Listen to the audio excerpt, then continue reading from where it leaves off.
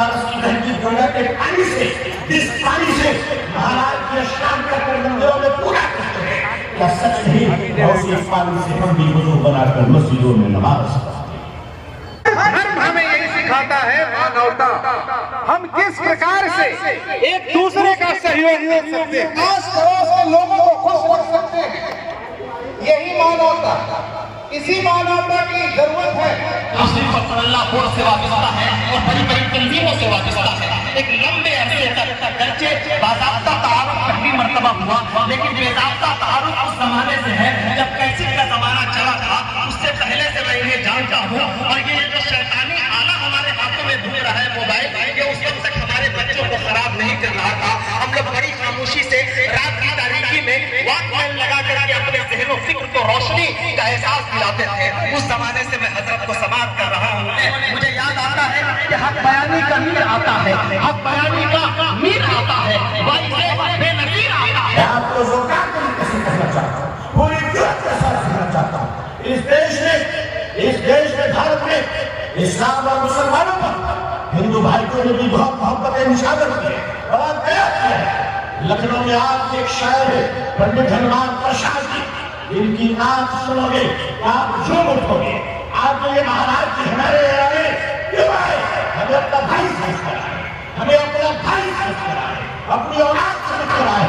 یہ دیش تبھی بچے گا جب اس دیش کے لوگوں کو یہ وشواس ہو جائے گا کہ بنارس کی بہتی گنگا کے پانی سے، اس پانی سے مہاراج کی اشرام کر کر مندروں میں پورا کرتے ہیں. کیا سچ نہیں اسی پانی سے ہم بھی وضو بنا کر مسجدوں میں نماز پڑھتے ہیں؟ لیکن اس کا مطلب یہ نہیں کہ برتن ہلانے والوں کی آواز کو تم بنا کرتے ہیں، تم غمدار کرو. سوچ لو، اگر یہ الفاظ کو مستحق نہیں رہا تو خدا تمہاری طرف پلٹ دے گا، وہ الزام تم پہ آ جائے گا. میں بھارت کا ناگرک ہوں، الحمدللہ اتنا اسی ایک کلیجے سے بات کر رہا ہوں. آسان نہیں ہے. چندرا بابو نائیڈو صاحب، آپ کے پاس میں ایک لا منسٹر جناب احمد فاروق صاحب ہیں. فاروق صاحب سے کئی بار میری فون پہ بات ہوئی، انہوں نے یقین دلایا کہ بل پاس نہیں ہوگا. پھر بھی ہوا ہے تو یاد رکھیے گا، کورٹ میں لڑائی بھی چلے گی. ہم سپریم کورٹ سے امید رکھتے ہیں، بھروسہ رکھتے ہیں، چاہے وہ بہار کی پارٹی ہو، بنگال کی پارٹی ہو، مہاراشٹر کی پارٹی ہو، کرناٹکا کی ہو، تمل ناڈو کی ہو، تلنگانہ کی ہو، آندھرا کی ہو، گجرات کی ہو، جہاں سارے لوگوں نے اس کی مخالفت کی ہے.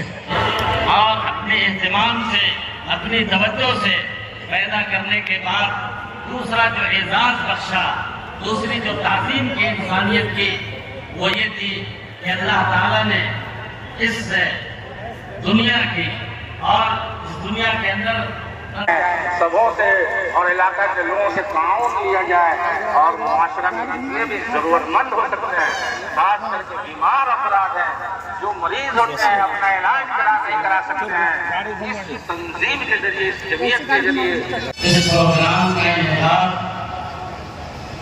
ایک ایسی کمیٹی کر رہی ہے جو آج سے چند مہینے پہلے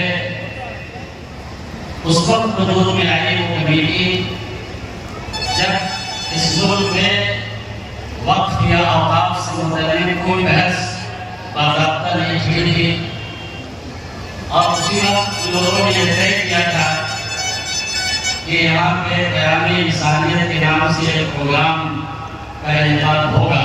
میرے بھائیوں، انسانیت کے لیے اور انسان کے لیے اس سے بڑی عظمت اور اس سے بڑی کمال کی بات، اس سے بڑی شرافت اور اس سے بڑی عزت کی بات کوئی نہیں ہو سکتی کہ اس مخلوق کو اللہ تعالیٰ نے اپنی اس مخلوق سے سجدہ کرایا. اس کائنات کے اندر، اس روئے زمین پہ اللہ تبارک و تعالیٰ نے جتنی مخلوقات کو پیدا کیا، ان میں یہ انسان اور یہ انسانیت، یہی ایک ایسی مخلوق ہے.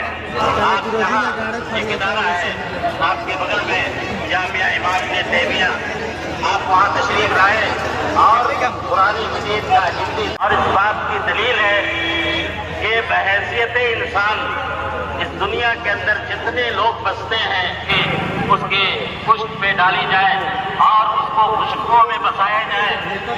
اور اس میں ایک درد تھا، ایک جذبہ تھا.